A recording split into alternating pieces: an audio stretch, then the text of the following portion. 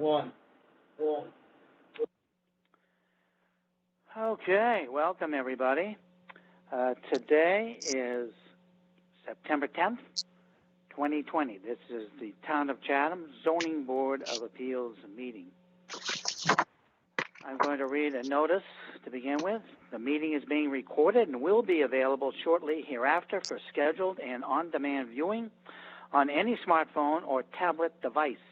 If anyone else is recording the meeting, please notify us.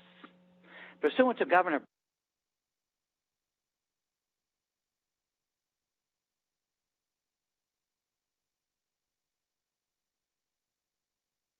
Oh, David, you somehow muted yourself. Thank you. Sarah, can you hear me? Yes. Could you put the video on the speaker? Can you make that happen, Sarah? It's Ken Joy here. I just have Don Chapinelli on filling my whole screen. The chairman has called in, so generally the board members don't use their cameras, but we will share the screen when it comes to the applications. Okay, I will start this again. The meeting is being recorded and will be available shortly hereafter for scheduled and on-demand viewing on any smartphone or tablet device. If anyone else is recording the meeting, please notify us. Pursuant to Governor Baker's March 12, 2020 order suspending certain provisions of the open meeting law, General Laws, Chapter 30A, Paragraph 18, and the Governor's March 23, 2020 order imposing strict limitations on the number of people that may gather in one place, this meeting of the Chatham Zoning Board is being conducted via remote participation. No in-person attendance of members of the public will be permitted, but every effort will be made to ensure that the public can adequately access the proceedings as provided for in the order. A reminder that persons who would like to listen to this meeting while in progress may do so by calling the phone number 508-945-4410. The conference ID number 585-919-882#. Despite our best efforts, we may not be able to provide for real-time access, and we will post a record of this meeting on the town's website as soon as possible. We will now have a roll call of all members, signifying their willingness to start the meeting. So I will start. Please give your full name. I will start with Mr. Veach. David H. Veach, present. Mr. Semple. Paul C. Semple, present. Mr. Upson. James M. Upson, present. Mr. Thompson. David R. Thompson, present. Mr. Sullivan. Dennis M. Sullivan, present.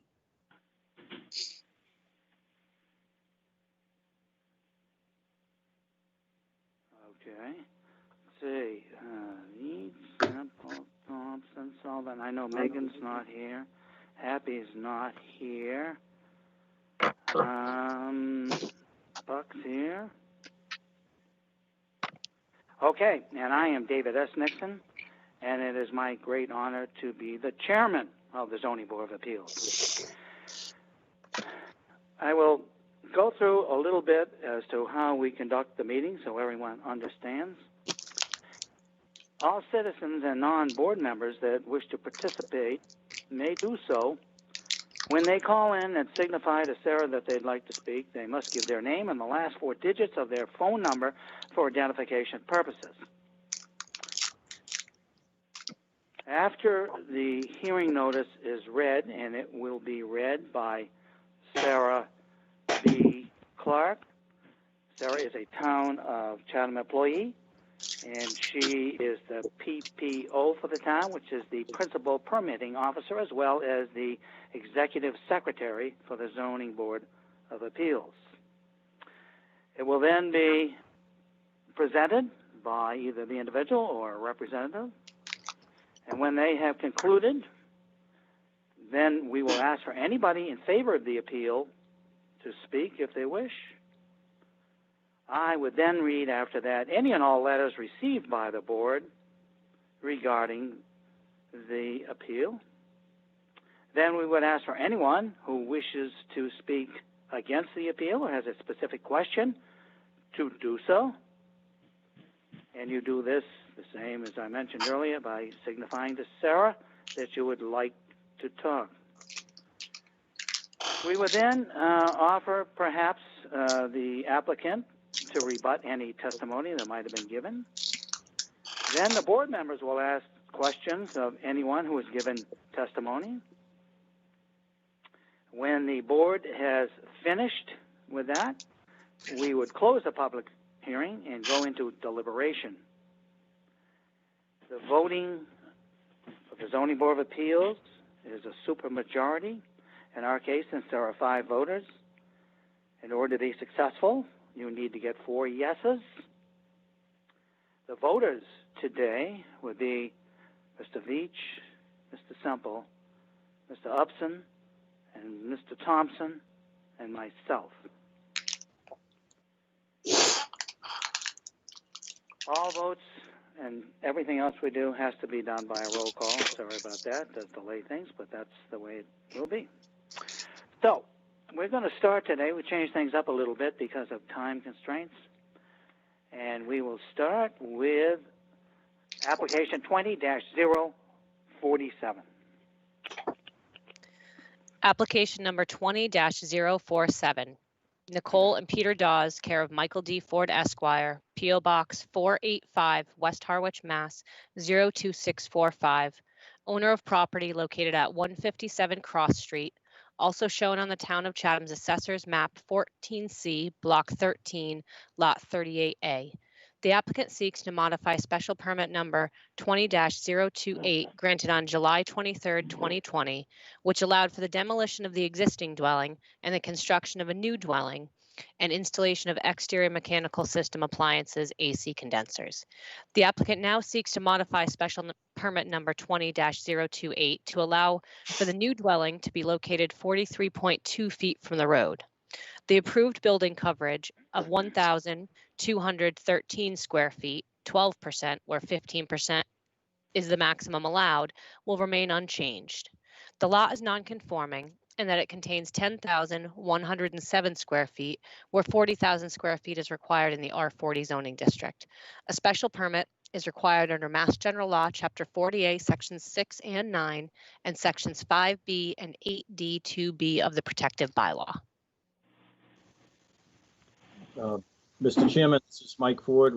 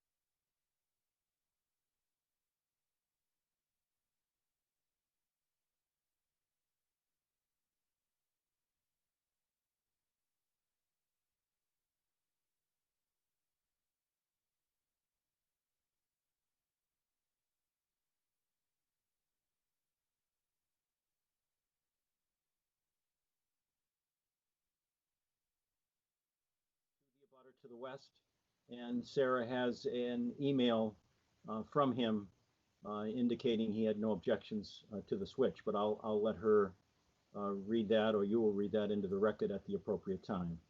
Okay. I think, Mr. Chairman, that perhaps the board could waive reviewing all the criteria again, since it's the exact same criteria and findings that you made previously, other than the site plan change and the location of the house 2.7 feet back from the road. But Yes. I think we will do that. Thank you, Mr. Ford. Is there anyone out there that would like to speak in favor of this? If so, please indicate so that Sarah can see that you wish to speak.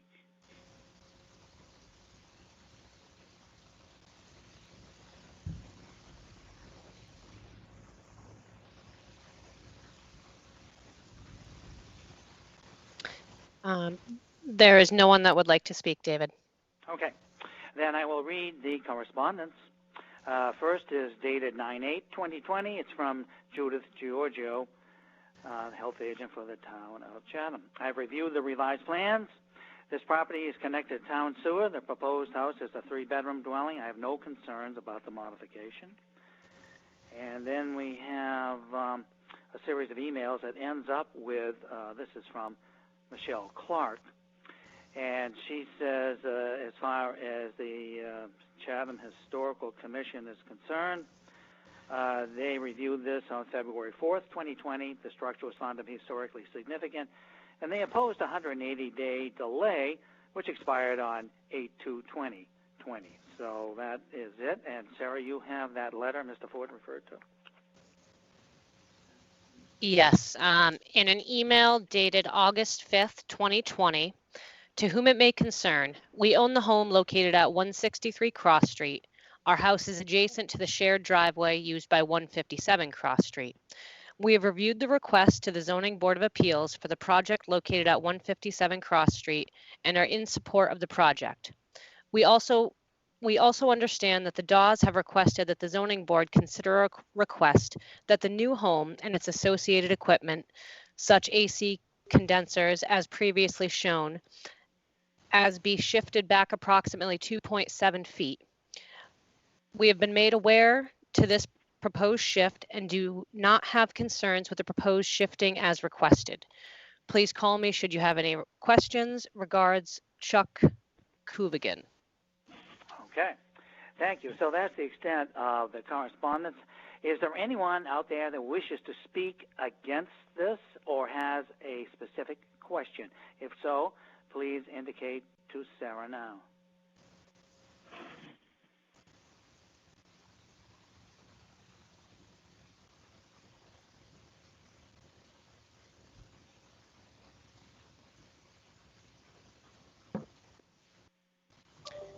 There are none. Okay. And let's see, board members, does anyone have any questions? Mr. Veach? I have no questions, Dave. Paul? This is Paul Semple. I just wanted to clarify one thing, which I think is just a typo, and that is on the attachment to the modification for a special permit petition.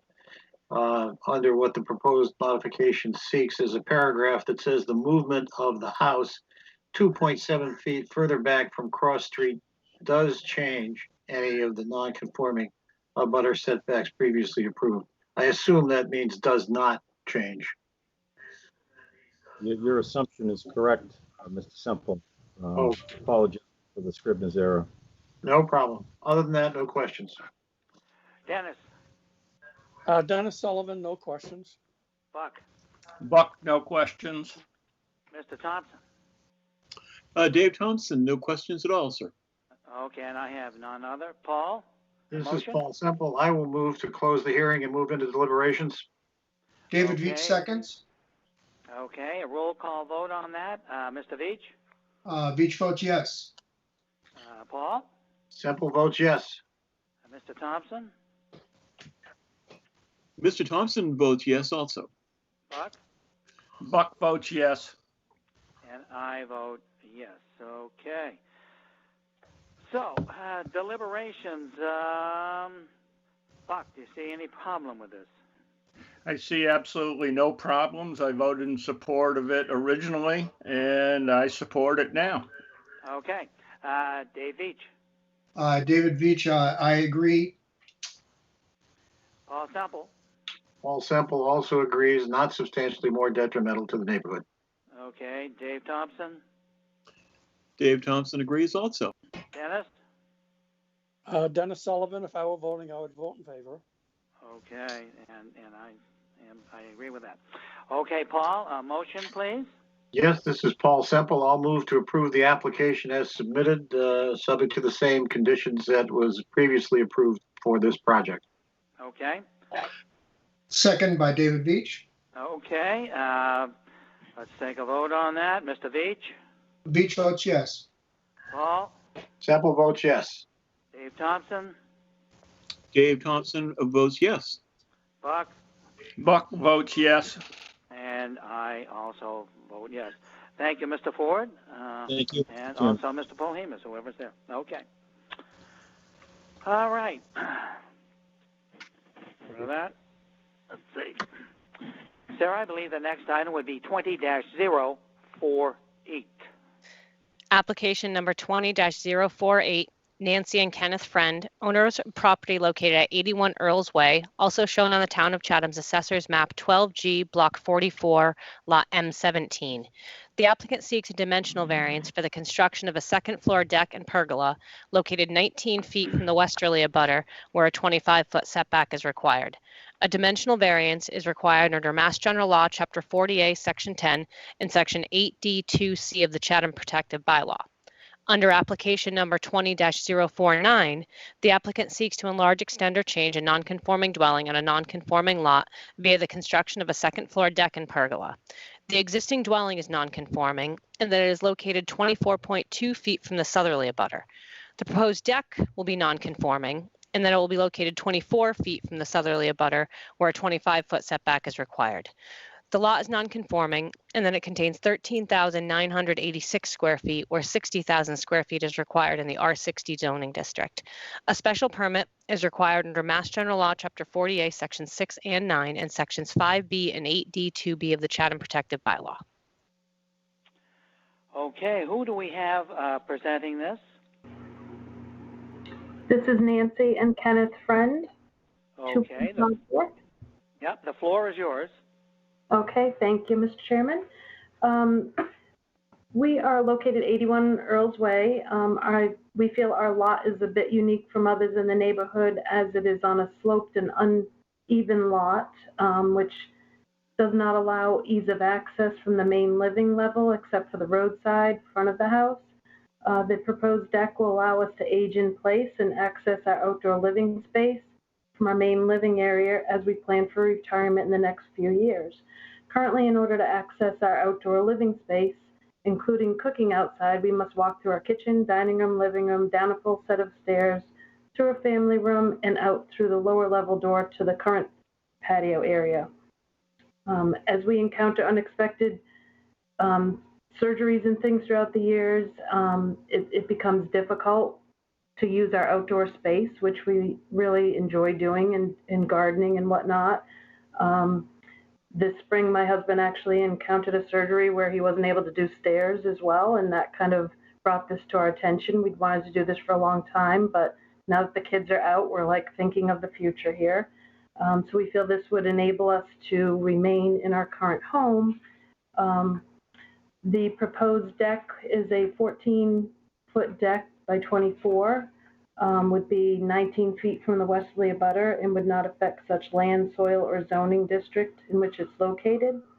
Two neighbors are directly abutting the property from the west and south sides. Front road side directly faces the water towers. The proposed deck on the west side of the house faces a wooded area, which the neighbor's house is set back a distance from which would be directly facing the westerly side of the property, where the deck would be proposed to be. The interior house layout does not allow for a deck on any other side of the house. The site plan shows the proposed west side at 3.5 inches from being non-conforming, exempting the step. The front and rear sides are non-conforming, and the conforming east-facing side is where the septic is located. We've spoken with many neighbors. We haven't found any that are opposed to this. In fact, many had said that they thought it would improve the appearance of the neighborhood. We are both year-round residents, have lived in this particular house 21 years. We owned a home in Chatham prior to that for 10 years. My husband's born and raised in Chatham, lives here all of his life, has never lived anywhere else. I've lived here for nearly 40 years, and my husband's worked 30 plus years for the town of Chatham, and we would like to stay in Chatham. Unfortunately, if we're not able to do this, we're going to be thinking to the future, and if we did have to sell, we probably would not be able to afford to stay in Chatham. So we do greatly appreciate your consideration in this matter. One other thing I would like to point out would be a bit of clarification, possibly on, we believe that this would not be a second floor deck as it's been stated, because it is a one-story house. The lower level is the basement. It's a finished basement. The proposed deck is keeping in with the neighborhood. We do not see any foreseen impact on the natural environment, the use, views, traffic flow, noise, litter, or utilities. If not approved, the allowable 8-foot deck versus a 14-foot would not even allow a grill per Massachusetts state code, which requires a grill to be kept 10 feet from a structure. And the 8-foot deck would also create an additional hardship in that we would have to remove the current 7.5-foot ground level deck in order to install footings for the upper deck. The property subdivision was zoned in 1966. The house was built in 1986. A little bit of research we've done in the protective bylaw of 1987 does state that the attested zoning appendix 2 schedule of dimensional requirements for R60 requires a 25-foot setback from the abutter. Footnote 7 states that except for lots in existence prior to May of 1987, an abutter's setback of 20 feet shall be required.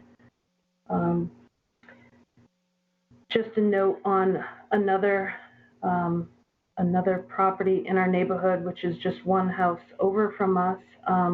Zoning Board of Appeals minutes of November 5th, 2015, application number 15-067. Owners of the property located at 63 Earles Way were granted a special permit for demolition of a 144 square foot deck and the construction of a 704 square foot deck. The deck had a northerly abutter setback of 16.9 feet where 25 is required. Our proposed deck is 336 square feet and would have a 19-foot setback from the westerly abutter where 25 is proposed, and would be less detrimental to the neighborhood as it would face a vegetated area on the westerly abutter's house in the setback a distance versus the approved 63 Earles Way permit, which was very close to the actual house of the northerly abutter with no vegetation. Thank you. Okay, that was an excellent presentation. Thank you very much. Is there anyone out there that would like to speak in favor of this appeal? If so, please indicate to Sarah now.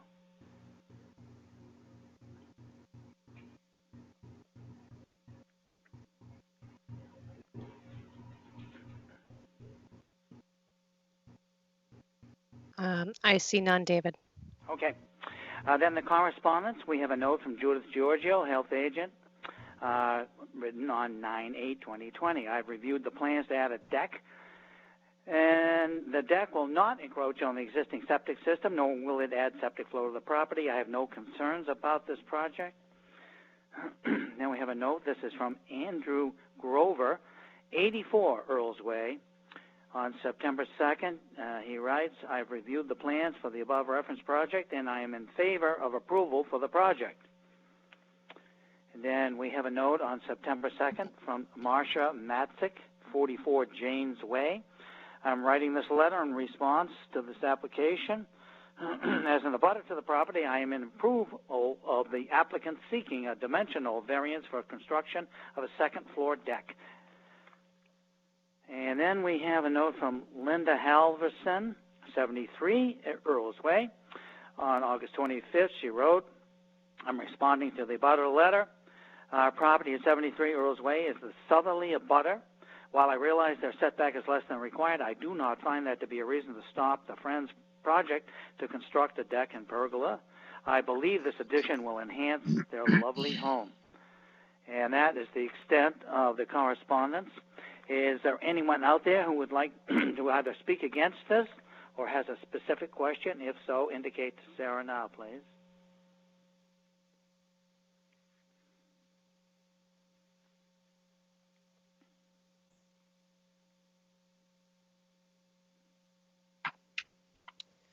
There are none, David. Okay.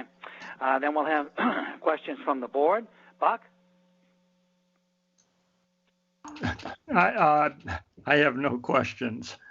Dennis? Dennis Sullivan, no, I have no questions. Dave Thompson? Mr. Nixon, I have no questions at all. Paul? This is Paul Semple. I just have two questions. One is, your access to this deck is going to be how? That would be from the dining room. The permit was to install a slider, which would be from the dining room as shown on the diagram. Okay. And the reason you're not putting it on the east side of the building, I understand it's a septic system, but the plot plan seems to show that being some distance away. All the utilities are there as well, plus the bedrooms are there. We really aren't looking to put a deck off of our bedrooms. Okay. All right. Thank you. I have no other questions. Dave Veach? David Veach has no questions, Dave. And I have no questions. Paul, a motion, please? Yes, this is Paul Semple. I'll move to close the hearing and move into deliberations. David Veach seconds. Okay. Voting, Buck? Are we doing deliberations or are we doing voting? I'm sorry. We're voting to go into. Buck votes yes. Yeah. Okay. Dave Thompson? Yes, sir. Paul Semple? Semple votes yes. Dave Veach? Veach votes yes. And I vote yes. Okay, deliberations. Mr. Chairman? Dennis?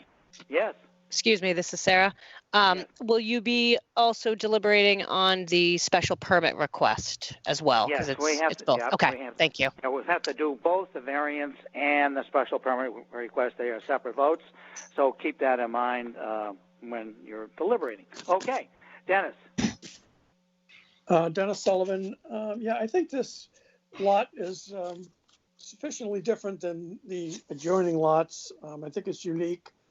And I think I think we can vote for a variance and not take any problems with it. So I would be in favor of the variance and the special permit.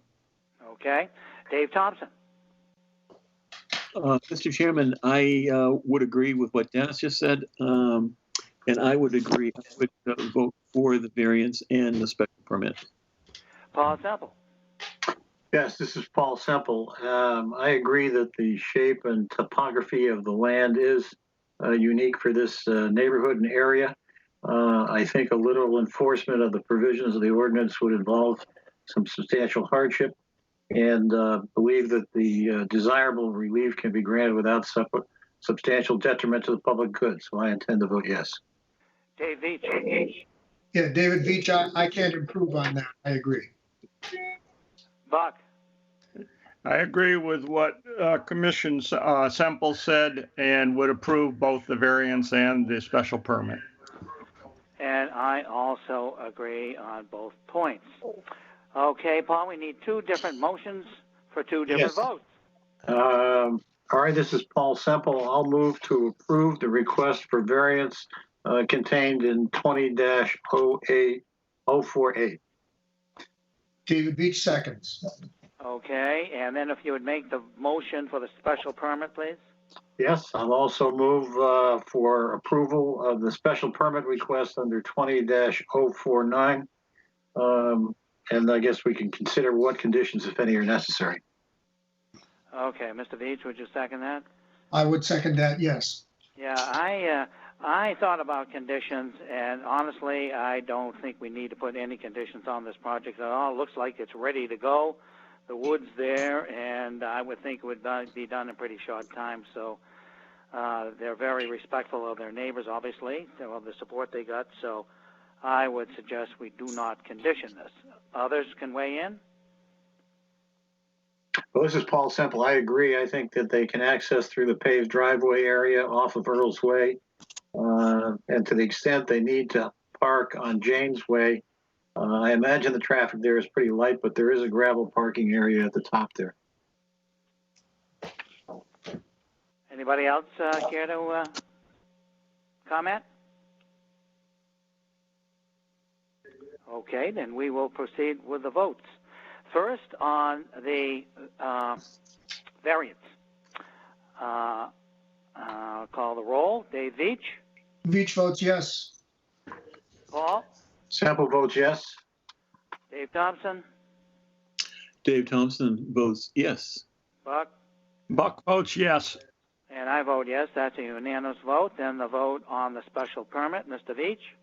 Veach votes yes. Paul. Sample votes yes. Dave Thompson. Dave Thompson votes yes. Buck. Buck votes yes. And I vote yes. Mr. and Mrs. Friend, congratulations. Thank you very much, and good luck on your project. Thank you very much. Thank you.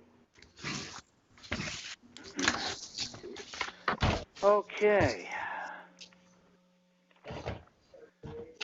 For our next hearing, I'm going to ask for anyone that wants to speak in favor or in opposition to please try to use the raised hand feature, which if you scroll in the middle of your screen, you'll see a little hand and you just punch that, and that way I can see when people want to speak. So application number 20-031, Avalon Point Residence Trust, care of William F. Riley, Esquire, P.O. Box 707, Chatham, Mass. 02633, owner of property located at 24 Avalon Point Road, also shown on the Town of Chatham's Assessor's Map 12L, Block 15C, Lot L4. The applicant seeks to enlarge, extend, or change a non-conforming dwelling on a non-conforming lot via the demolition of the existing dwelling and the construction of a new dwelling and swimming pool. Also proposed is the replacement of exterior mechanical system appliances, AC condensers, within the abutter's setback. The existing dwelling is non-conforming in that it is located 39.9 feet from the Coastal Conservancy District. The existing AC condenser is non-conforming in that it is located 21.7 feet from the southerly abutter. The proposed swimming pool will be non-conforming in that it will be located 47.4 feet from the Coastal Conservancy District where a 50-foot setback is required. The proposed AC condensers will be non-conforming in that they will be located 24.5 feet from the southerly abutter where a 25-foot setback is required. The existing building coverage is 4,120 square feet, 12.1%, and the proposed building coverage is 5,133 square feet, 15.1%, where 10% is the maximum allowed. The lot is non-conforming in that it contains 125 feet of frontage where 150 feet is required. The lot contains 40,914 square feet where 40,000 square feet is required in the R40 zoning district. A special permit is required under Mass General Law, Chapter 40A, Section 6 and 9, and Sections 5B and 8D2B of the Chatham Protective Bylaw. This was continued from July 9th, 2020. Good afternoon, Mr. Chairman. Bill Riley on behalf of Scott and Tracy Brown. Okay, Mr. Riley, yes. As I'm sure the board members recall, we were before you on July 9th with a building that provided over 15% lot coverage. The Browns listened to the comments of the board members and directed their team to redraw the building and bring it having in mind those comments. So our team today is Karen Kempton, who's our architect. Mike Picard is our landscape architect. Don Riley is our engineer at Coastal Engineering. Scott and Tracy Brown would like to make a brief statement at this time.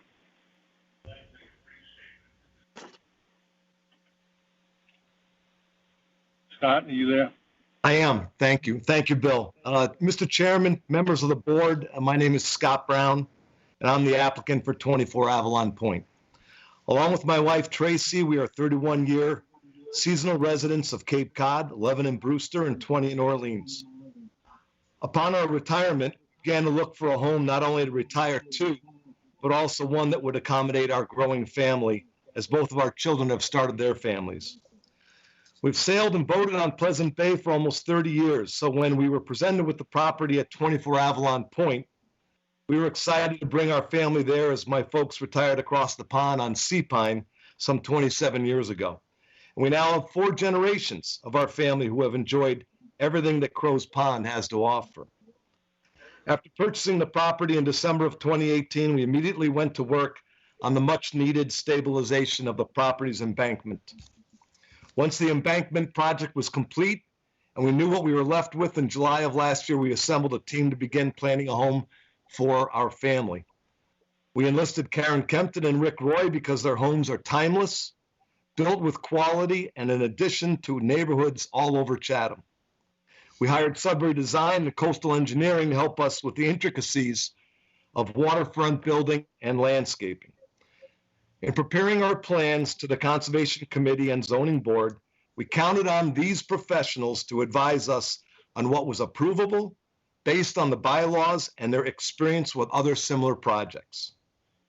I want you to know that Tracy and I listened to the concerns expressed at the July 9th meeting and directed the team to help us revise our plans to reflect this. We appreciate how swiftly they all worked to respond, and their work is responsible for a positive outcome at the August 26th Conservation Committee. For today's meeting, we believe by reducing the proposed increase in coverage by 50%, they have achieved a good balance of the concerns expressed and the home we hope to build for our family. We hope you agree, and we thank you for your time. Thank you, Mr. Brown. Mr. Riley? Yeah, so what I would like to do now is to, having in mind the comments at the last meeting, I think it's important for the board to focus on the fact that our bylaw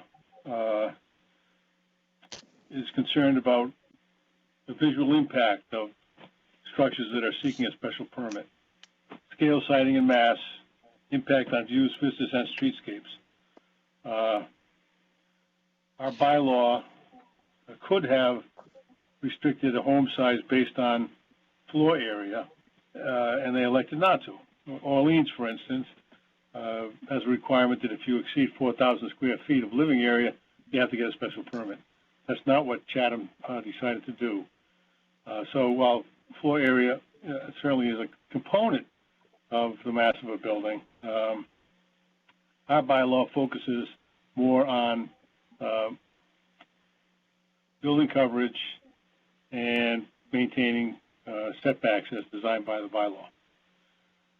Having said that, I would like Karen Kempton to run through the changes that have been made, and I know she has some things that she filed with Sarah to help highlight that.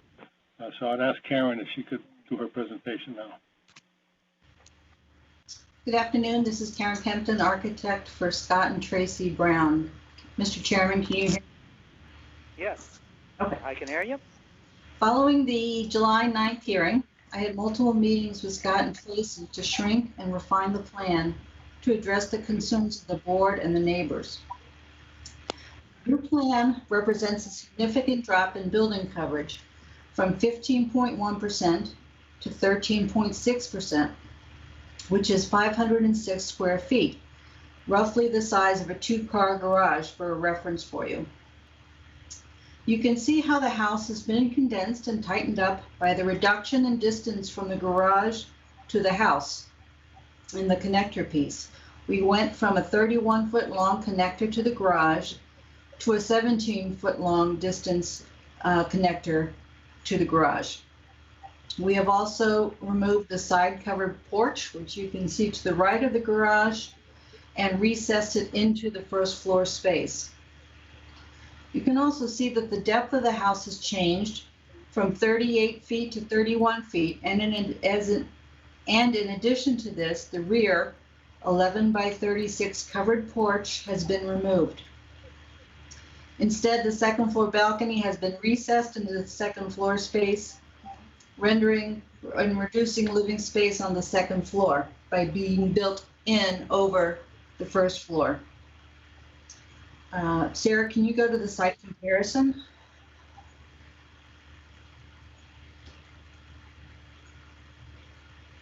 So the new proposal is the house on the right.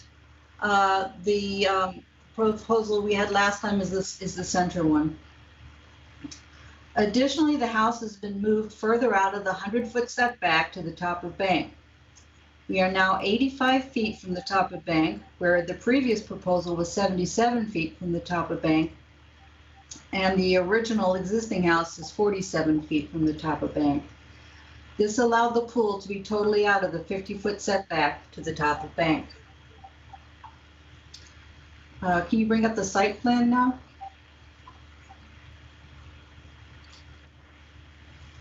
Because of the shrinking of the length of the connector to the garage, we are 60 feet from the front setback line, where previously we were 50 feet. So we have an additional 10-foot move back from the road. Again, we meet all setback criteria and have moved the AC condensers and generator completely out of the setback. I would like to go through the visual changes we have made to the elevations by scrolling through a comparison of both. Sarah, can you bring up the elevation comparisons? So this is the proposed front elevation. If we scroll down slightly, so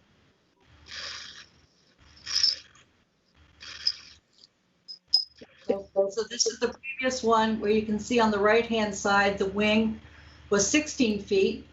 And if we scroll back, you can see that the wing on the right has been reduced to 10 feet 6, which helps in the reduction of the massing of the house. The main ridge of the house, running left to right, has been dropped as well, due to the total change in depth of the house from 38 to 31 feet.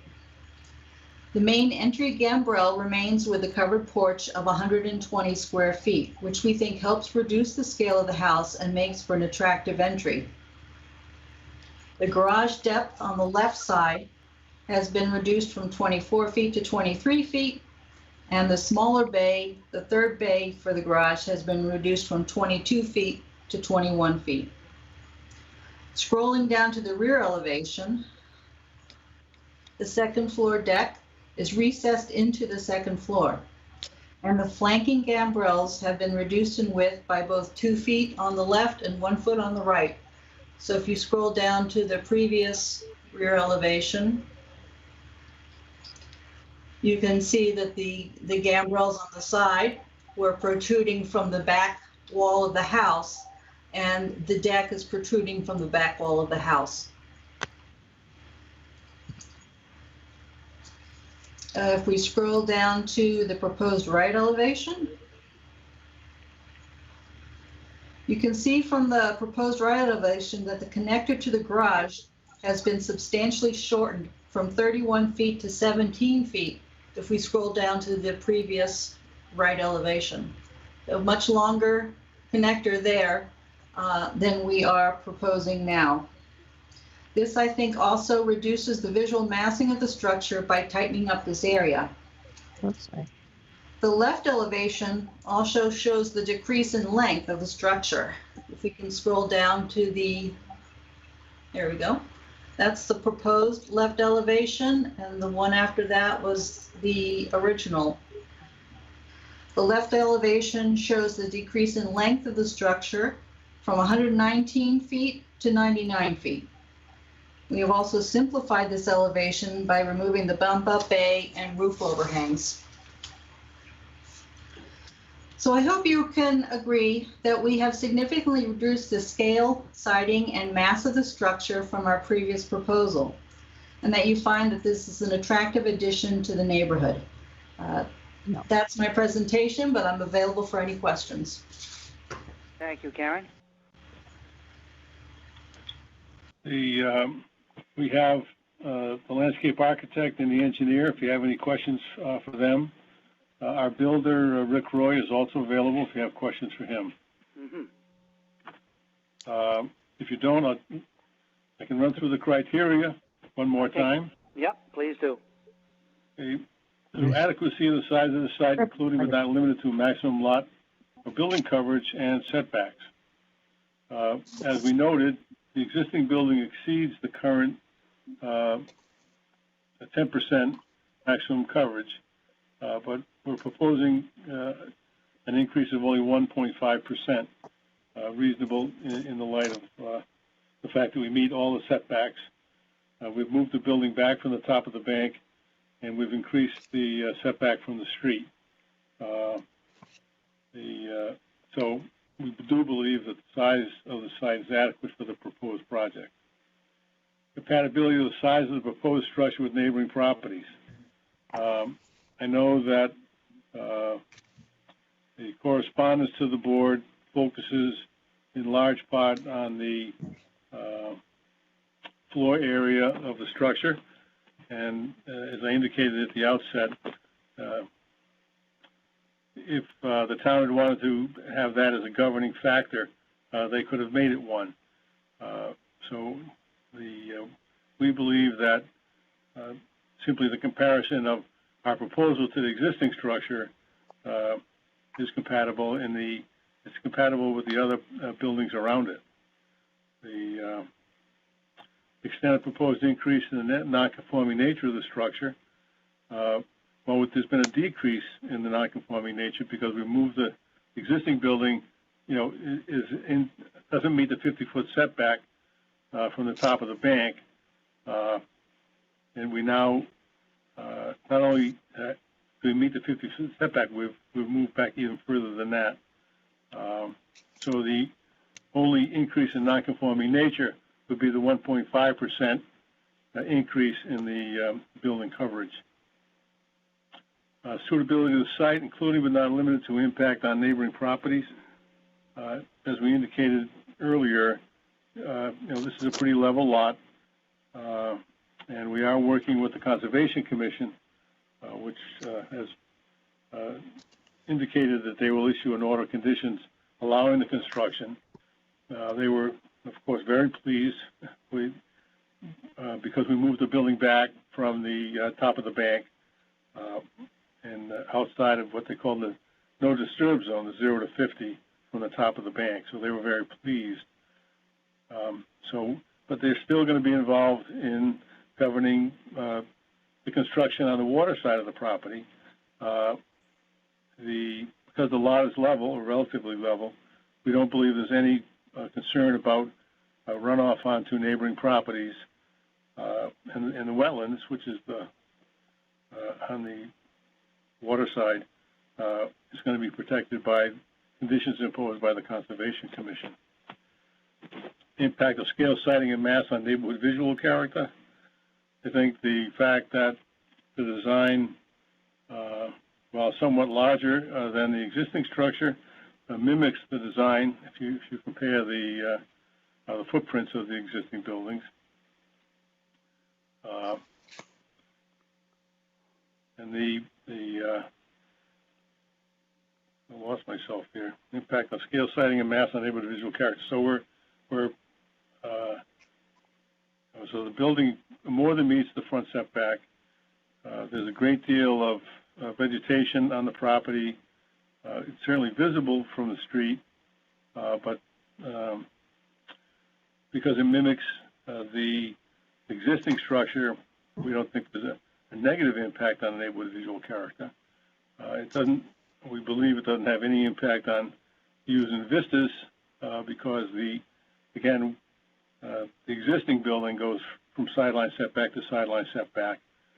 So if there are views or vistas there, along the sidelines rather than over the building or on any other part of the property. And I don't think there's any significant change on the streetscape, again, because our design pretty much mimics what's there. Certainly, as you recall, your standard is whether this is substantially more detrimental to the neighborhood than the existing structure. And I think that the changes that Karen made on behalf of the Browns, I think were certainly not substantially more detrimental to the neighborhood. compatibility of the proposed use with neighboring uses for all single-family residences, and that's going to remain the same. Method of sewage disposal and source of water and drainage. There will be a new septic system going in, and source of water is public water, and drainage is not an issue. We don't believe there'll be any impact on traffic flow and safety, except for when Mr. Brown takes his Austin Healey out for a run. Noise and litter, again, it's a single-family residential property. We don't believe there'll be any concerns about noise and litter. And the adequacies of utilities and other public services are certainly appropriate for the neighborhood. That'll be our presentation. Thank you, Mr. Chairman. Okay, thank you, Mr. Riley. Is there anyone in the audience who would like to speak in favor of this appeal? If so, please indicate to Sarah now.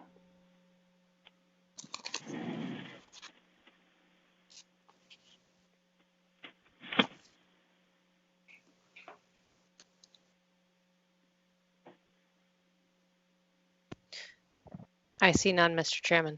Okay, I will read the correspondence. To start with, we have a note dated today from the conservation agent, Callie Harper. She writes, after reviewing the ZBA agenda, I have compiled the following comment on 24 Avalon Point Road. Proposed raising of the existing dwelling, replaced dwelling with new single-family dwelling, new Title V septic installation, and associated site improvements. The commission continued the hearing to October 7th work session.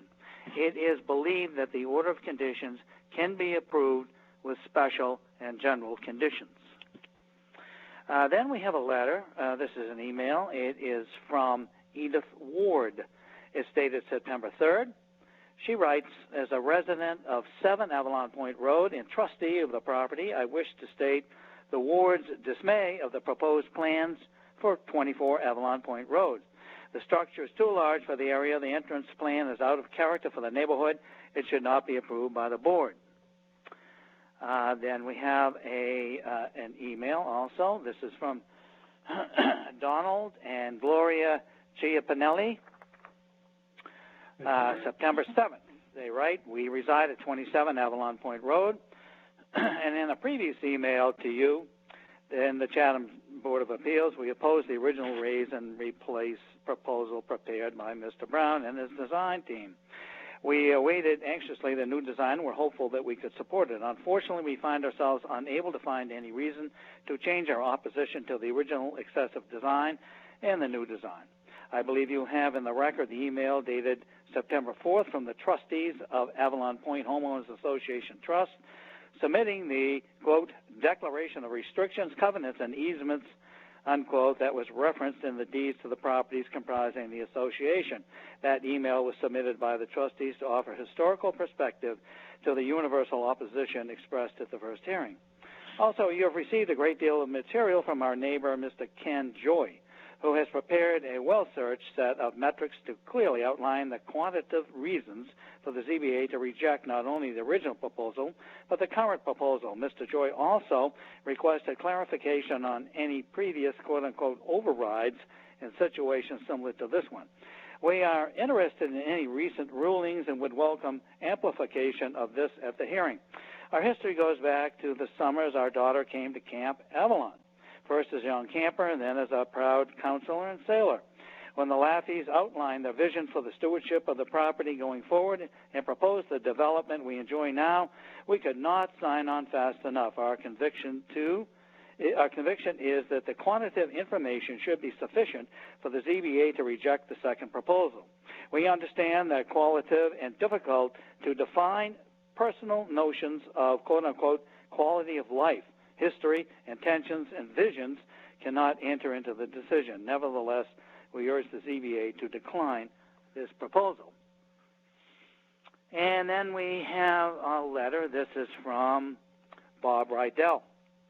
It's dated September 4th. I'm the abutting neighbor at 18 Avalon Point. I would like to go on record as opposing the proposed project at 24.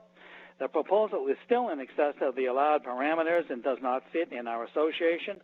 I know the rules we all adhere to have expired, which I don't understand, but to approve this proposal, which still exceeds the setback requirements, would really change the atmosphere of our area and would negatively impact many of our neighbors. Thank you for the opportunity to give you my thoughts, Bob Rydell. And then I have a letter. This is from Jenzy and William Shipley. It's dated September 4th. We both totally support Ken Joy's objections to the proposed revision of Scott Brown. In addition to the objections raised in his letter, specifically the percentage of lot coverage, we further object to the style of home proposed. It is too large and imposing and is not in keeping with the other homes in our Avalon Point Association. The proposed wall and pillars imply the entrance to a large estate, not a 1-acre lot, and are totally not in keeping with the other properties in our association. Thank you for considering these additional concerns.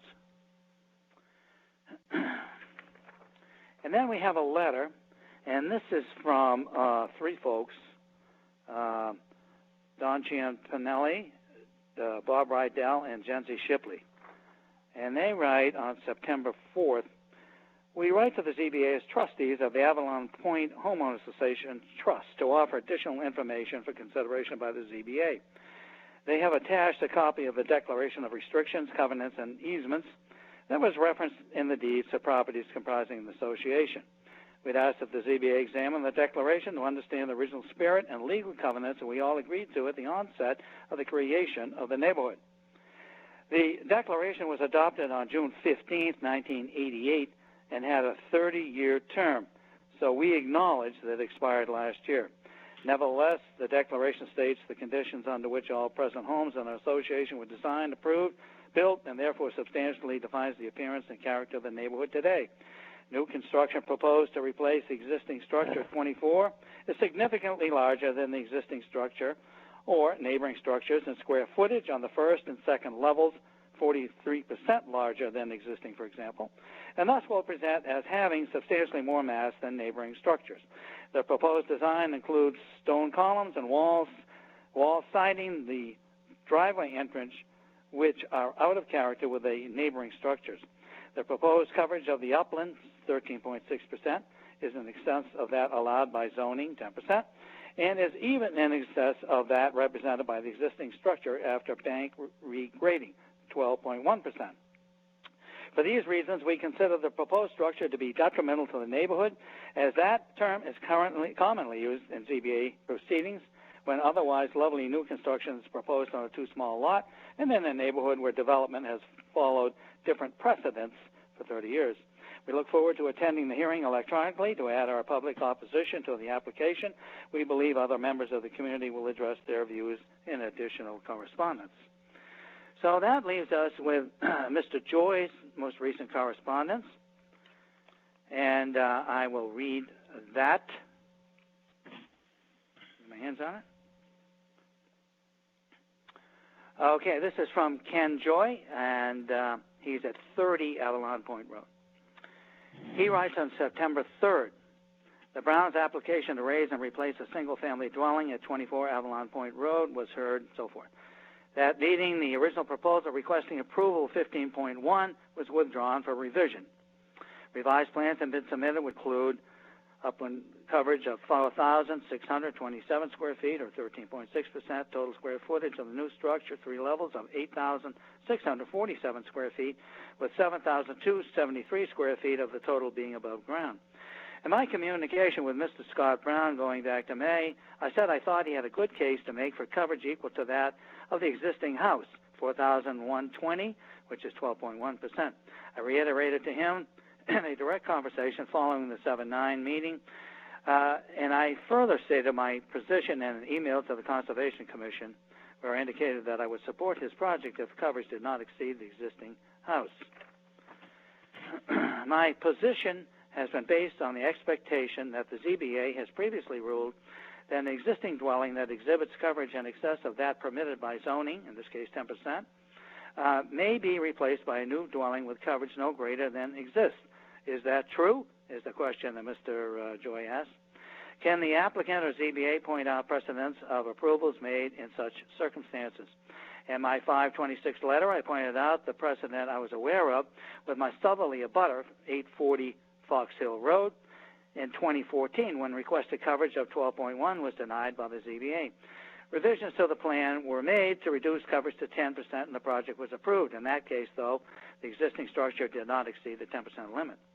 At the 7/9 ZBA meeting, Attorney Rowley introduced the notion that other large homes have been built on Crow's Pond, and therefore the large home being proposed by the Browns in the Avalon Point Homeowners Association neighborhood was not unusual. My response at that time was that those were on much larger lots. I have since looked at one of them, 558 Fox Hill Road, also represented by Attorney Rowley, where in fact the lot was much larger, 111,078 square feet.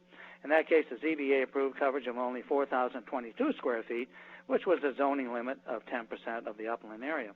In that case, too, though, the existing structure did not exceed the 10% limit.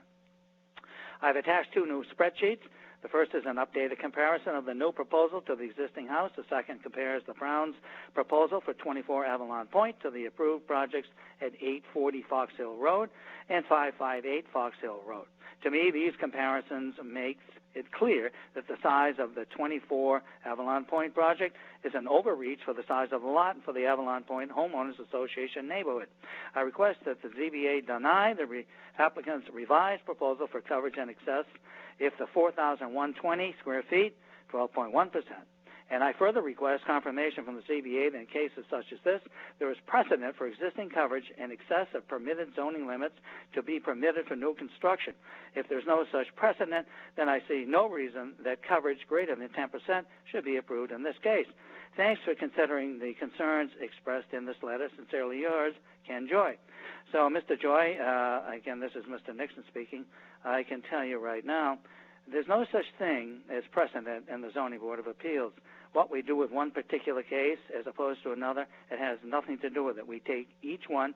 The circumstances are always different. The land is different. The homes are different, and everything like that. There are no precedents. I hope you understand that. So, and also you asked another question about maybe replaced by a dwelling with coverage no greater than existing. Is that true? Well, because this is already non-conforming, meaning the 12%, we actually, through a special permit process, could give them 15%, 18%, 20%, any number like that. I don't think we would, but that is our ability to do it. And again, the idea of a precedent being set by anything we've done in the past is incorrect. So I hope I answered that question for you. If not, when you get to speak, you can ask again. Additionally, Mr. Joy wrote to Mrs. Clark on September 8th, and he indicated that he would be logging on for our meeting and would like to speak. And he refers to his letter of 9/3, which I just read. He would like to speak about the specifics in it, I believe. He also requested that his email to Scott Brown, dated 9/6, copy to us that he wished to speak of, and that is not going to happen. Personal correspondence between individuals is not part of what we do. We don't accept it. And so any email between Mr. Brown and Mr. Joy is nothing we want to hear about, and I hope, Mr. Joy, you respect that. Secondly, I think I've already covered the aspect of the trustees' letter. It's over and done, apparently. It's gone. It's not in existence, and even if it was, we would not entertain whatever the specifics were in there. This is not a board that deals with legal issues such as interpretation of restrictions, covenants, and easements. That is more properly done in a court of law, not here. So, again, Mr. Joy, please do not refer to that in your comments. And finally, you've talked about 558 Fox Hill Road comparison. As I just said earlier, we do not have precedents, and so I would request that you don't bring that up. So with that, I would say that's the end of the correspondence, and anyone who wishes to speak should indicate to Sarah now.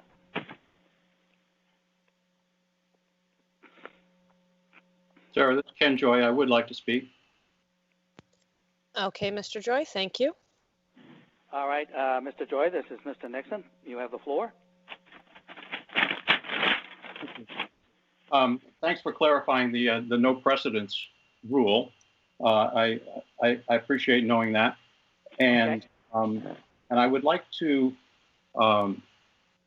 try to express in this the visual appearance of this new home, and one way to do that, and I don't know whether this can be done with what you just said or not, but I sent to Sarah Clark a aerial photograph of 558 Fox Hill Road, which I would like her to show, and I'd like to speak about it as a way to express the concerns of the folks in this neighborhood about what is proposed to be built here. Will you permit that? Okay, as long as you're not using 558 as any sort of precedent, I would allow that. Sarah, can you put up the 1A aerial photo?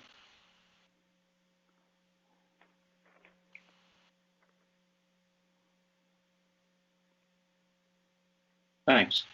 The reason I looked at this is because Attorney Riley, I should say, did suggest that other large homes on Crow's Pond were built and justified the Browns project. And this is one that ZBA approved in 2017. And it was similarly a raise and replace with a pool. It's Crow's Pond waterfront lot with its own dock. And in those ways, it was similar to the Browns proposal, but there are many differences. This is a 10,000 square foot house that rises out of the ground on the site of the previous house. Covers only 10% of the upland in the approved version. Only 4,022 square feet, which is less than the Browns project. This house, too, noticeably is on a big lot, and I didn't have the metrics on that when I spoke at the prior meeting, but I have got them now. It's about a 2.5 acre lot. It's about 2.7 times the size of the Browns lot. And as you can see, it's on a heavily wooded bluff overlooking the pond, and its principal abutter is Eastward Ho. And prior to the meeting, the developer had reached an agreement with Eastward Ho to support the project. And the Browns project definitely has no abutter support. I would say that the aerial photo cuts off the right-hand side, doesn't even show the full length of the second fairway of Eastward Ho, or the green, or the long driveway that exits Fox Hill Road just beyond the second green at the point where the stone columns show the entrance with the street number 558 carved in stone, and then wraps around the green and proceeds to the house halfway down the back of the fairway. The total of Avalon Point Road itself is only about 200 yards long, from where it turns right off Fox Hill Road and begins to the end point where Fox Hill Road extension meets it after it wraps around the Avalon Point Road development from the back side. So the driveway to this house is probably longer than Fox Hill Road. The other thing that's remarkable is this aerial shows no other structures in the area whatsoever. And the second hole of the golf course, which is shown, is a 350-yard par 4. You know, the whole Avalon Point Road development, in contrast, includes 12 lots. 6 of them are waterfront lots with about 40,000 square feet each of area, and the interior 6 are about 30,000 square feet in area. And there are 9 existing structures within that.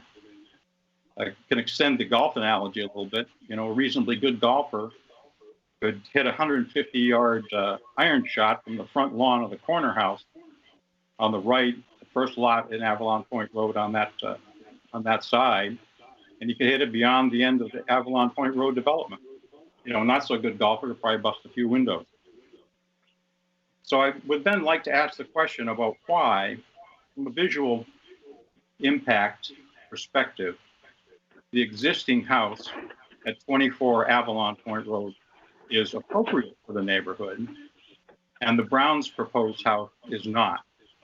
And I'd like just to refer to a few metrics because that's kind of what we got to look at, and say that in spite of the fact that I had said to the Browns that I would support a house equal in size of the coverage, they still went bigger. And I don't understand that. And so they've taken that metric, even though it exceeded the 10% zoning, and gone beyond still. Now I understand from Karen's lovely presentation that they've cut it back a lot. I would submit that if they cut it back even to the 12.1% of coverage, if it went that much, going halfway back from what they originally claimed to 12.1%, came back as much as it did, had they gone all the way back to the 12.1%, would probably have resulted in a house the size and sighting and visual impact that could have been accepted, but they didn't. So the existing structure got 55,072 square feet of living space on the floor, and the Browns are proposing 73, 33% that's been mentioned before. But in the existing house, much of the square footage much of the existing house is only built on a one-story, single-story construction.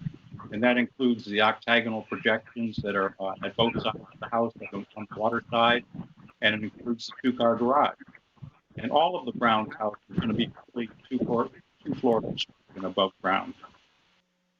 The next visual impact point is that the roof angle, and perhaps you don't want me to refer to these declarations, but the roof angle of the houses, primarily Avalon Point Road, are traditional from the ground floor up angle, so single point, and so it limited the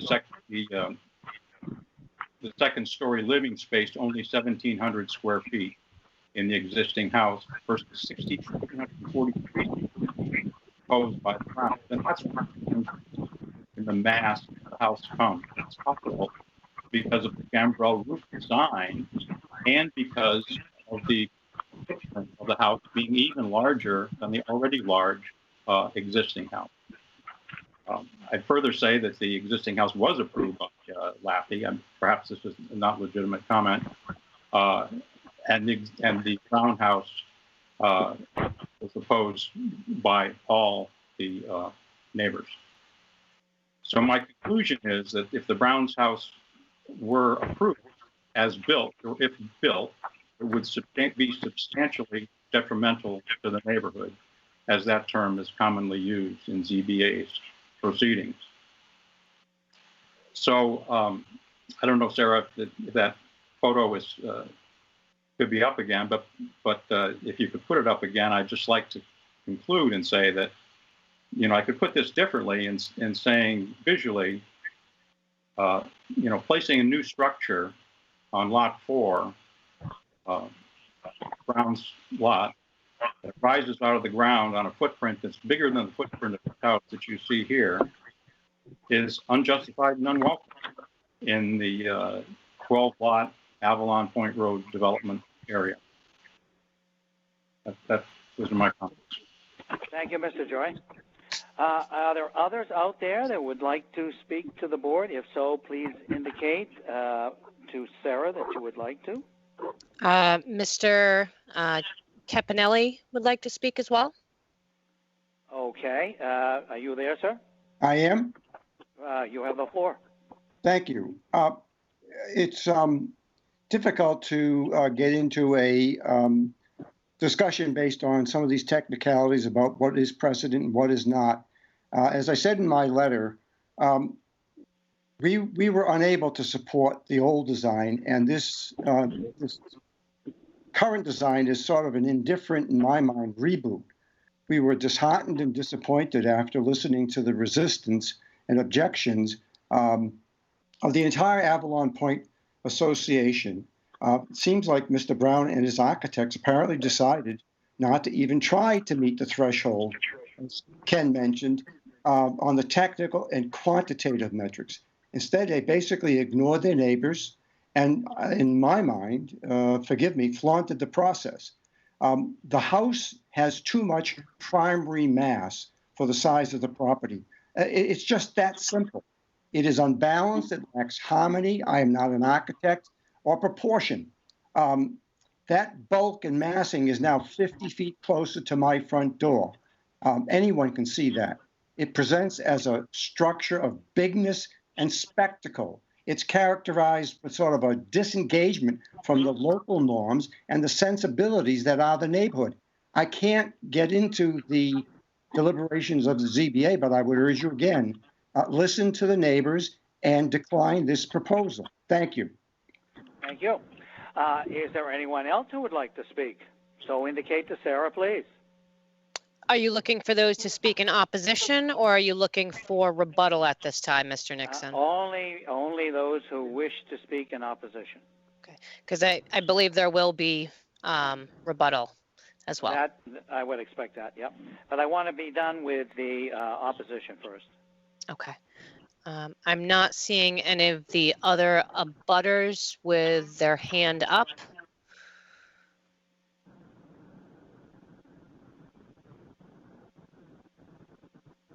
So in that case, it looks like Mr. Roy would like to speak. And once you're done speaking, Mr. Caponelli, can you just put your hand back down? Because I need to try to keep track as well.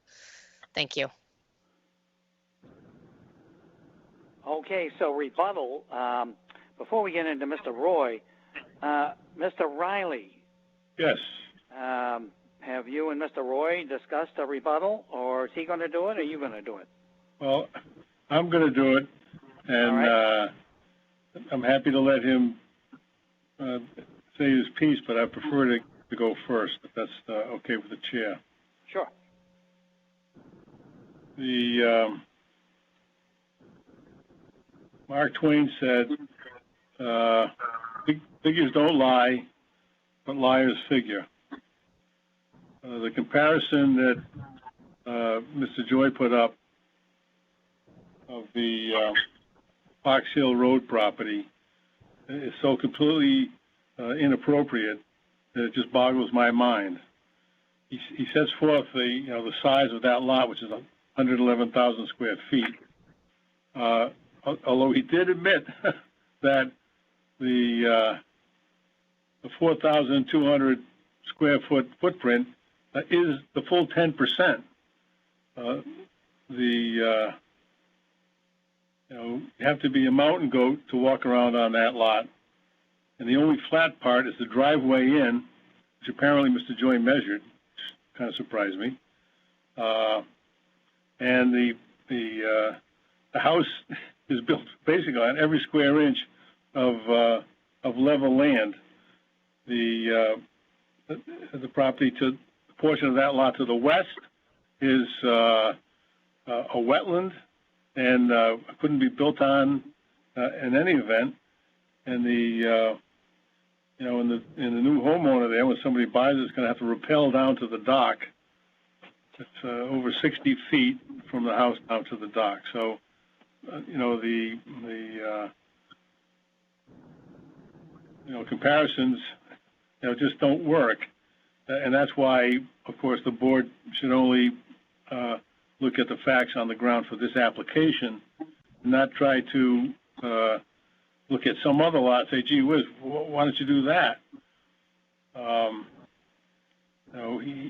He makes a big deal about 840 and how he managed to beat back the application to exceed the lot coverage.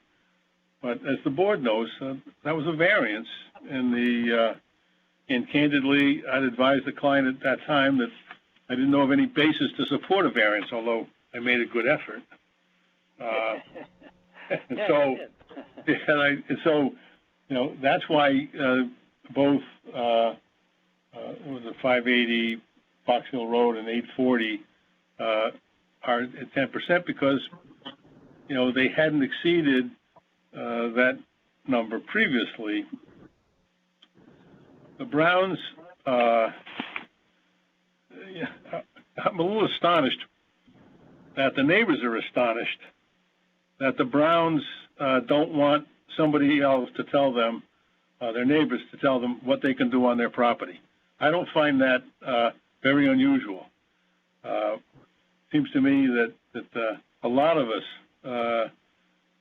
like what we do on our own property, and we have our own family requirements and designs,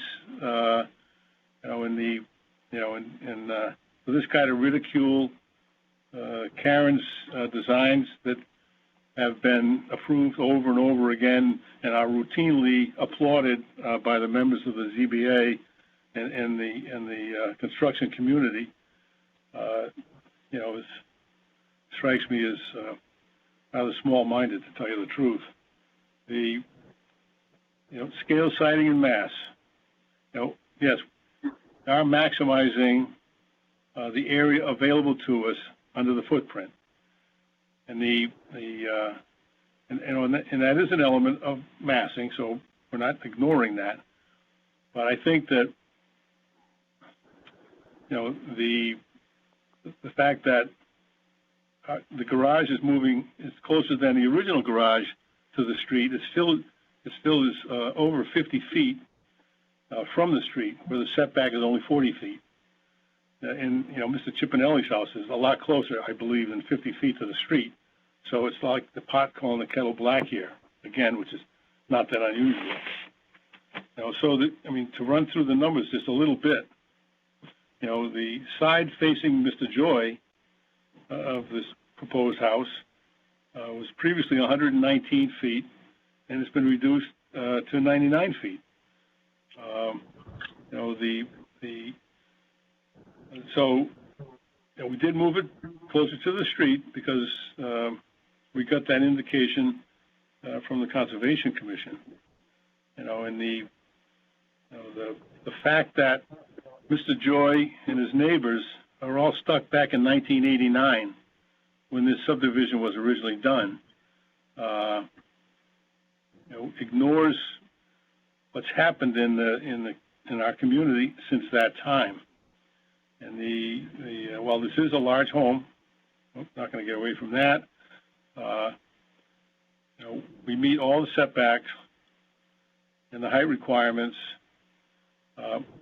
We are 1.5% larger than the existing structure, but given the size of the lot and where it's located, I just think it's something that you have to say to yourself: is this project substantially more detrimental to the neighborhood, not to the mental attitudes of the neighbors, but to the neighborhood? And that's a physical thing. You drive around, what do you see? You see some big houses, you see some small houses. Because when this stuff was done in 1989, people were thinking smaller at that time. Oh, let's retire to the Cape and build a small house. Well, the Browns want to retire to the Cape, and they want to have a home where their entire family and their grandchildren come and stay with them. And yes, they're increasing the size by 1.5%, but given the overall, I think, attractiveness of the design, it's a reasonable request, and it's certainly not substantially more detrimental to the neighborhood, notwithstanding the neighbors. One thing that kind of sticks out a little bit, several people have complained about the fact that we show in our landscape plan small stone walls along the street line, referred to by the Shipleys as walls and pillars, which of course they're not. And it's kind of humorous because the Shipleys have one of the longest stone walls in the neighborhood. But and many of the other homes have some stone facing. So I think that this is a situation where with Mr. Joy as the band leader, he's gotten all the neighbors all cranked up about it, how terrible it is because of the way he does his metrics without understanding the bylaw or the requirements of the bylaw or the authority of the commission, of the zoning board. So I think the fact that Karen has designed a home that makes efficient use of the footprint on 2 levels while meeting, does not exceed in any way the height allowance that were permitted under the bylaw. Again, I'm not going to repeat myself. I just want to say it's not substantially more detrimental to the neighborhood than the existing structure. Thank you. Okay, thank you, Mr. Riley. Mr. Roy, do you have something else you'd like to add to this discussion? Mr. Nixon, the Shipleys have also put their hand up, Well, just so you know. Yeah. Mr. Roy?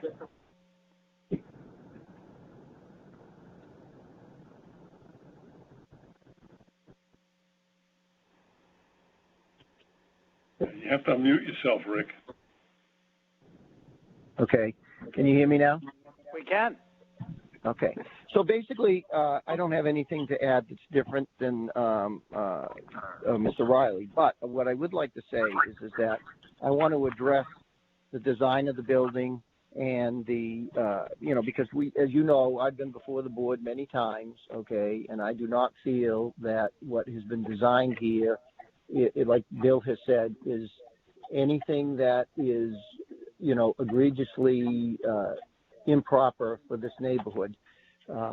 In addition, when the applicants say that Mr. Brown did not listen to what the members of the board requested, I can refer to Mr. Veach, who said, I could not approve 15.1, okay, but, I would entertain a compromise. Right. And in this particular case, I feel that this is a compromise, that the Browns did listen to what the board had to say, and they did compromise. And I might also remind the board that, this lot, okay, its number is at 12.1% going to 13.6, but it's only because you can only count the buildable upland. All right. If you were to use all of the land like the neighbors across the street can do, because they're not affected by the same bylaws. All right. But that would make the Browns property, based upon that, 10.9%, 0.9%. And I find it very hard to believe that, based upon all of the other things that I've been before the Zoning Board of Appeals on, that 0.9%, all right, would be considered more detrimental to the neighborhood. All right. And I do feel that the Browns, all right, are very cognizant of the neighbors' feelings, all right, but unfortunately did not really have the opportunity to go out and canvass the neighborhood for support, because it would have driven somewhat of a wedge between Ken Joy and the thing, and they are trying to take the high road in this process, and along with COVID, did not feel it would be appropriate to be making contact. So I hope that the board sees that this, based upon other things that have been before them, that this is really not more detrimental to the neighborhood. Thank you, Mr. Roy. Sarah, did you tell me there was one other person who wanted to speak? The Shipleys have their hand up. Okay, this will be the last individual to speak. Go ahead. We've been here a long time. Thank you. I just want to say two things. One is that the entire neighborhood association, all the neighbors are opposed to this.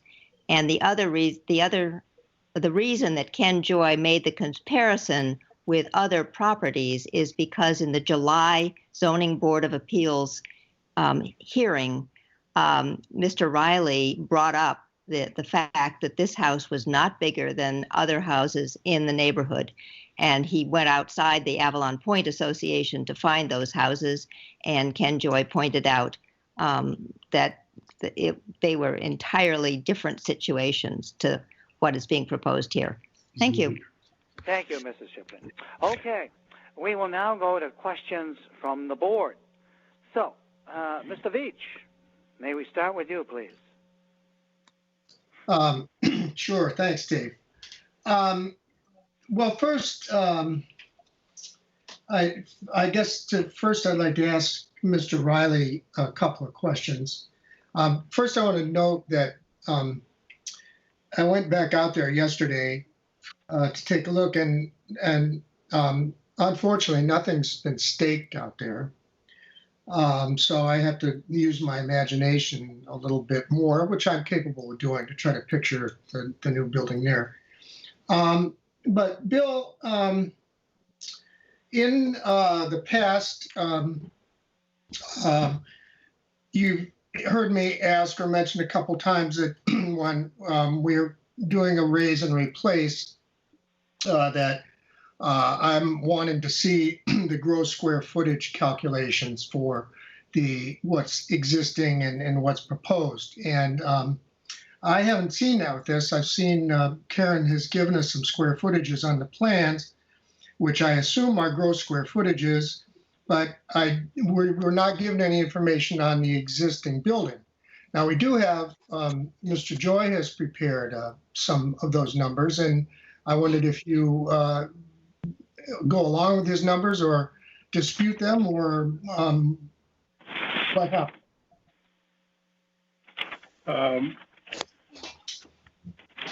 I don't know. I guess I'd ask. I mean, Karen's been in the existing house, and I have not been. So I'd ask Karen if she has any idea if they're accurate or not. This is okay. And I have a message from our engineer that it is staked, because most of the stakes fall within the existing footprint. Well, I didn't see.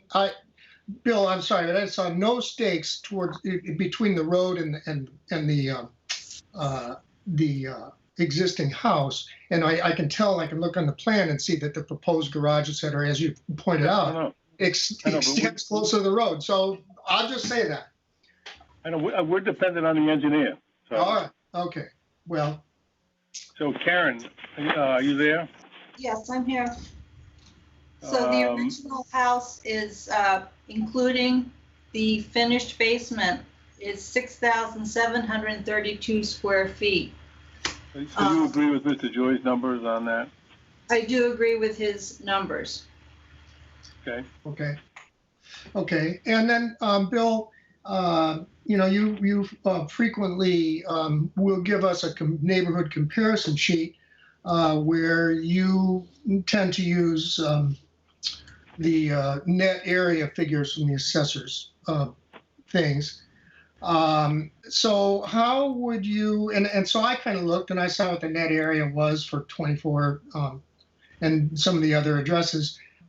Is it possible for you or Karen to take a stab at what you would consider to be the net area of the proposed building, or is that just too much to try to tackle? I'm trying to get to an apples to apples. And so I guess, you know, I don't know if you want to look at it that way or not. Well, let me just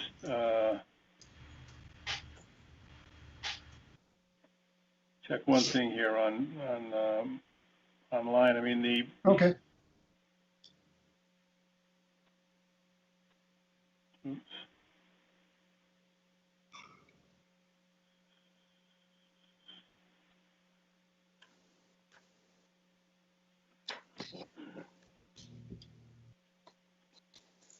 I guess the part of the difficulty here is that,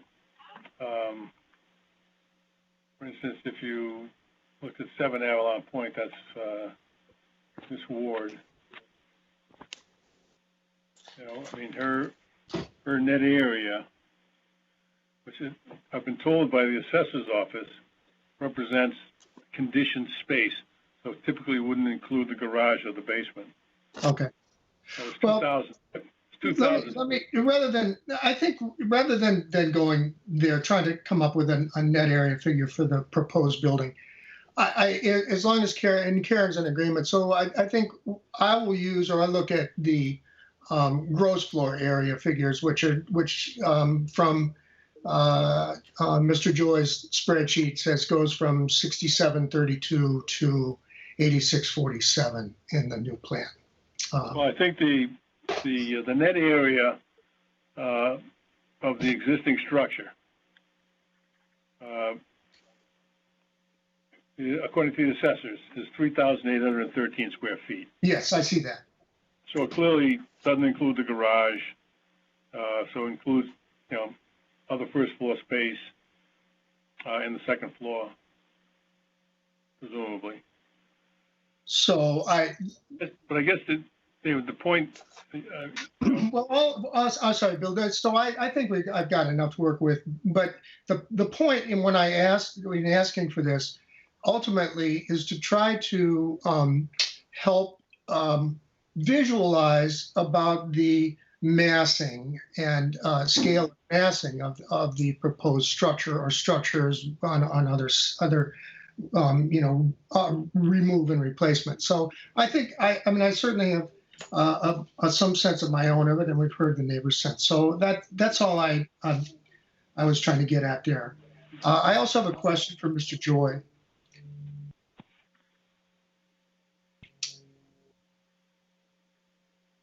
I'm here. So, Mr. Joy, you have indicated that you could probably support a building that conform to the current 12.1% lot coverage.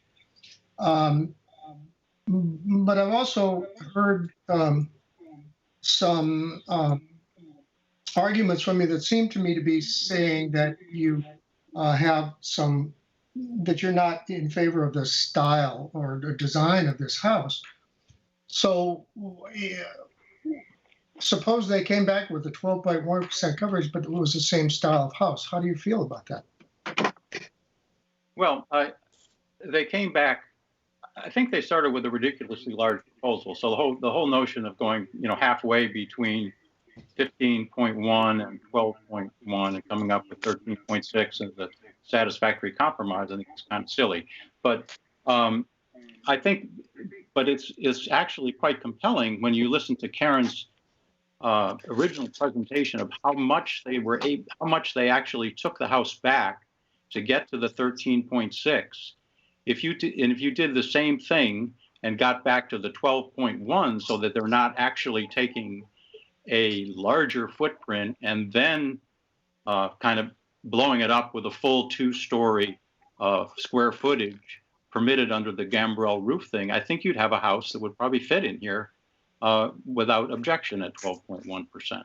But I don't know that to be the case. I'd like to see it, but I don't think this existing house, the revised proposal, gets there. Okay, great. Thank you. I don't have any other questions, Dave. Okay. Paul, questions? This is Paul Semple. I do not have any questions. Dave Thompson. Thank you for calling on me, Mr. Nixon. I do not have any questions for Mr. Riley. Okay. Dennis. Dennis Sullivan. Yeah, I was just following up on Dave Veach's questions and comments. I think I feel the same way he does. It seems to me that what the neighbors are really objecting to here is the gambrel style of the house, and I'm not sure what Mr. Joy said, whether he would accept a gambrel style house, or would he want to revert to something more Capish, whether it's a Greek revival or something else style house. So I guess I'd like some. I don't think he should have that right. What's that? I just answered that question. I just answered that. I guess I didn't understand your comment. So my comment was that if it were a 12.1% coverage, the footprint no larger than the existing house, that I would believe that the revisions again, the further revisions by Karen Kempton, would bring it down into a total square footage that wouldn't be substantially detrimental to the neighborhood. But they didn't do that. That was my answer to the exact. So the 2 or 3 or 4 gambrel style roof lines in the front aren't really an objection.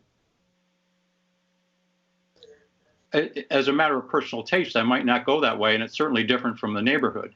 But I don't think that that is within my purview to control the architectural style of the house. I do think it's within my purview to say that when you go to a full 2-story presentation, the visual impact of that house is substantially detrimental, particularly at a scale on a footprint that is larger than the existing house. That's my point. Okay. That's all I have. Thank you. Yeah, Dennis, I have a response for you. If we took one bay out of the garage, we'd be at 12.1%. So okay. It's really, they don't like the style. They don't like the fact that there's a second floor on the entire building. And that's really what the problem is. Take one bay out of the garage and we'd be at 12.1%. Dennis, did you have any other questions? No, I didn't. No, I do not. Questions, Buck?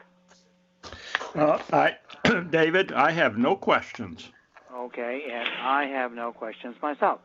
So, Paul, we need a motion. All right, this is Paul Semple. I'll move to close the hearing and move into deliberations. David Veach seconds. Okay, I'll take the roll call. Dave Veach? Veach votes yes. Paul? Semple votes yes. Dave Thompson? Dave Thompson votes yes, sir. Buck? Buck votes yes. And I vote yes. Okay, gentlemen. Mr. Chairman, Mr. Cepinelli has his hand up. I know that you have entered into your deliberations. I just wanted to make you aware of that. No, I think, he had an opportunity to speak. It's time to move along. Okay, let's see. Paul, how do you feel about this project? This is Paul Semple. I think that the applicant has made a substantial attempt to revise what was originally proposed. So I disagree with some of the comments of the neighbors, which say that there hasn't been an attempt to comply.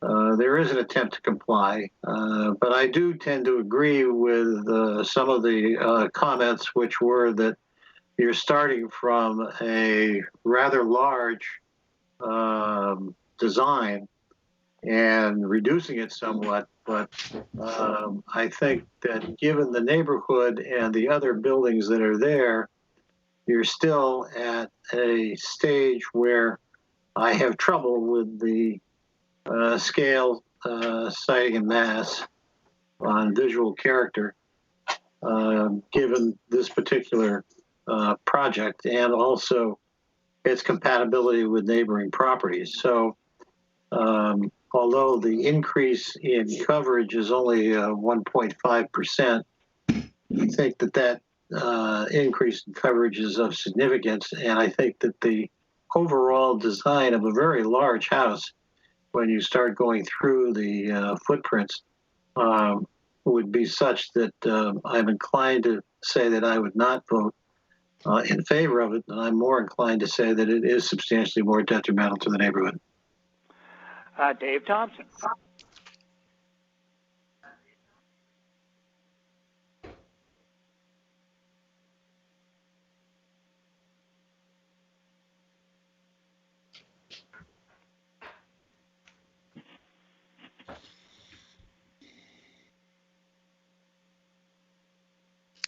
Mr. Thompson, you will need to unmute yourself. Ed? Oh, can you hear me now? Yes, we can. Thank you. I do not feel that this home is detrimental to the neighborhood at all. The Browns have gone out of their way to satisfy their neighbors, and it seems like everybody is against them. We all know that Karen Kempton is an excellent architect, designs beautiful, beautiful homes. The Browns did listen to their neighbors. I could go further, but I think I better keep my mouth shut because I might get personal. Okay. Let me say one other thing too. Gambrels, have been around this town for many, many, many, many years. Because went down across from the Queen Anne Inn, Collins house, built in the 1700s. It's Gambrel. Thank you. Okay. And also, that house was restaked, if you remember correctly, Mr. Nixon. Yes. We did find the new stakes. We did. Okay, Dennis, how do you feel about this? Let me unmute myself. I'm more in line with what Paul Semple said. I think the mass is still there. I'm not voting. And if I were voting, I probably would not be able to go along with it. Although I was really concerned with the neighbors. I thought what their real objection was the pillars and the gambrel style house, but apparently that's really not the issue. At least they claim it isn't. So if I were the Browns, I guess I would build the same house a little smaller and resubmit it. Thank you. Buck, how do you feel about this? Well, before I get into it, I do have to say that in previous experiences serving on boards, difficult applications usually involve a two-step process. You come in asking for a lot more than you really want, so that you come back in the second half and say, we've worked really hard to comply with what you folks asked us to do. And I think I smell a similar trend here. My real concerns are the neighbors almost unanimously have said it's too massive, it's too large. They've all said, or most of them have said, it's detrimental or substantially detrimental to the neighborhood. If we don't listen to that, I don't know why any neighbor in the future would submit a comment letter saying they're not in favor of it. They made a strong effort to take a position that they don't think this is the right house for their neighborhood. And there are no letters of support in favor of this project. Under those conditions, I gotta support Mr. Semple's position that it's too much, and under mass scale and siting, it doesn't work. So I would vote no. Dave Veach. Well, I did say the last time that I could entertain something more than the 12.1%, and there a part of me that can do that, but in this circumstance, I think the neighbors and this is not a circumstance where I think this is a handsome house, certainly a well-designed house. It's under other circumstances I could support it, but the neighborhood has spoken quite clearly and I think cogently to the problem here is scale, siting, and mass. Now, I understand, and I think it's a good thing that they pulled the house back out of the Conservancy District. They pulled it back to keep the pool out of the Conservancy District, which is fine. But that's going to put the house much closer to the road than where it is right now. And it certainly is more massive than what's there and presents more mass to the road, to the neighbors, to the neighborhood. And so in this case, I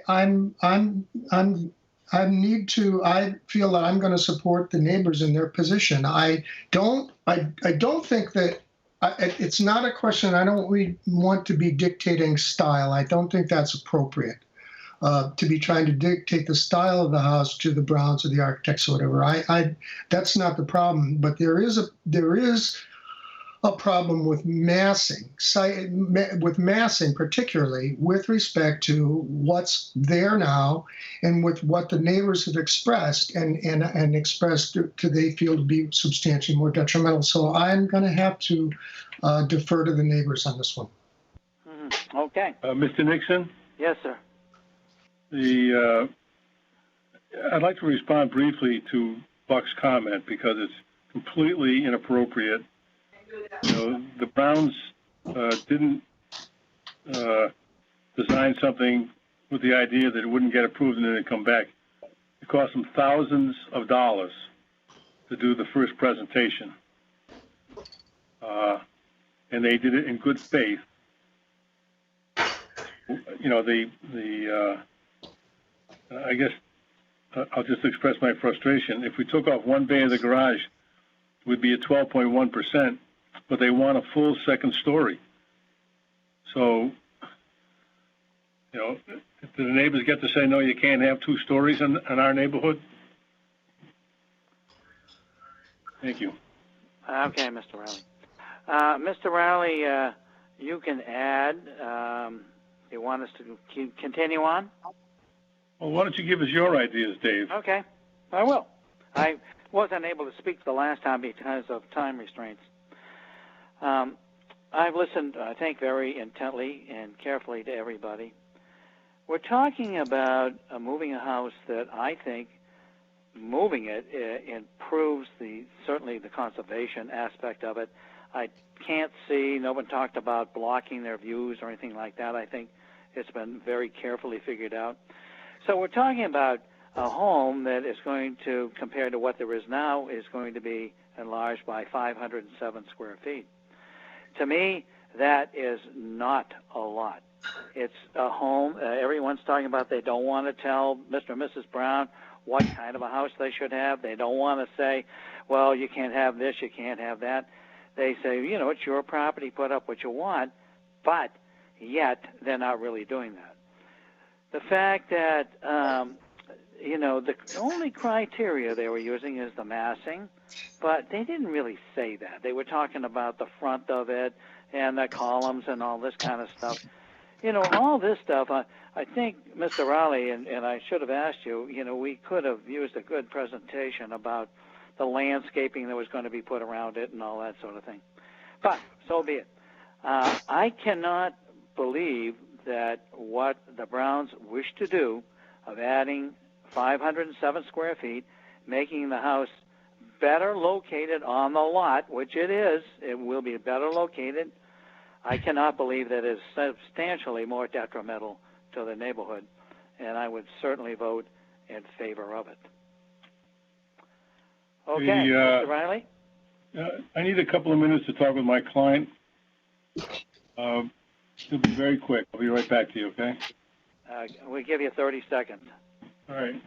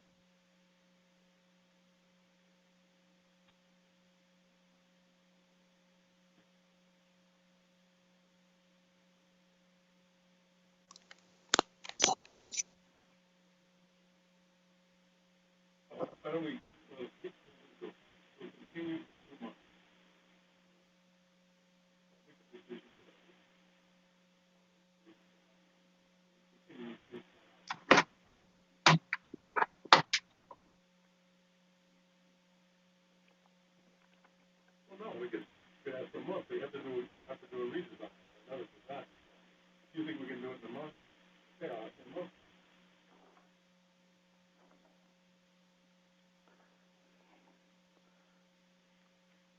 I gotta go.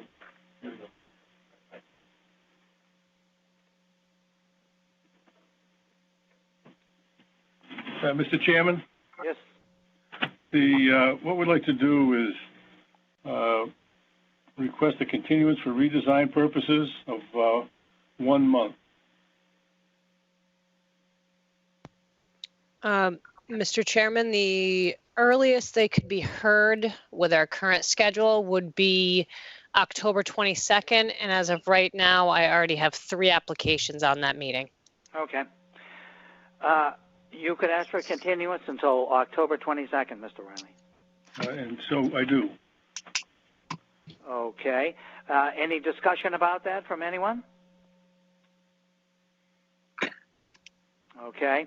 Mr. Semple, would you make a motion, please? Mr. Chairman, this is Paul Semple. I'll move to grant the continuance to October 22nd, 2020.